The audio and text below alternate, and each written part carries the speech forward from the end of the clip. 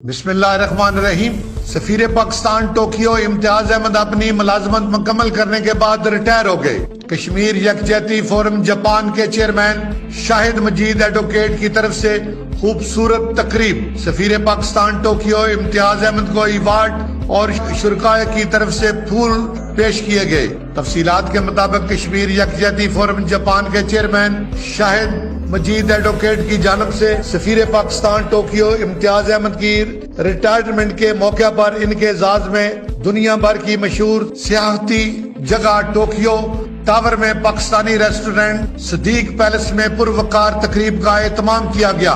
Japan بھر کے دور دراز کے علاقوں سے کمیونٹی کی نمایاں شخصیات سمیت سفارت خانہ پاکستان ٹوکیو کی ڈپٹی مشن آف چیف محترمہ Ismat Hasan Sial, defence attache Imran Ali, commercial counsellor Tahir Cheema, press counsellor Farooq Rafiq, community welfare attache آشج Luqman, national bank of Pakistan Tokyo کے general manager Zaheeruddin Babar, P I A کے senior officer Rana Waheed, N H A کے جاپان یا موری شبن اور دیگر دوستوں نے شرکت کی۔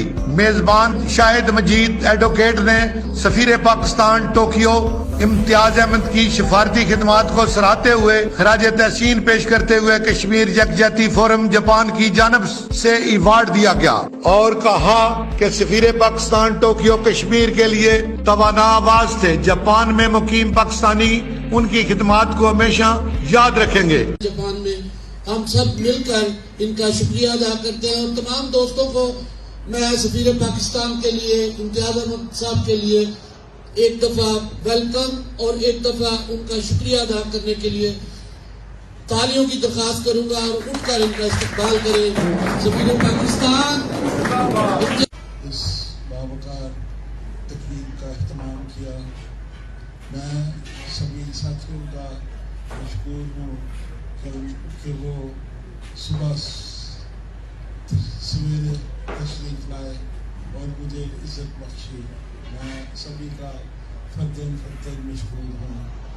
میرے بعض ساتھی بڑے دور سے آئے ہیں اور کبھی میں مشکور ہوں۔ اس کے علاوہ میرے جاپانی دوست بھی موجود ہیں، ان کا بھی میں شکریہ ادا کرتا ہوں۔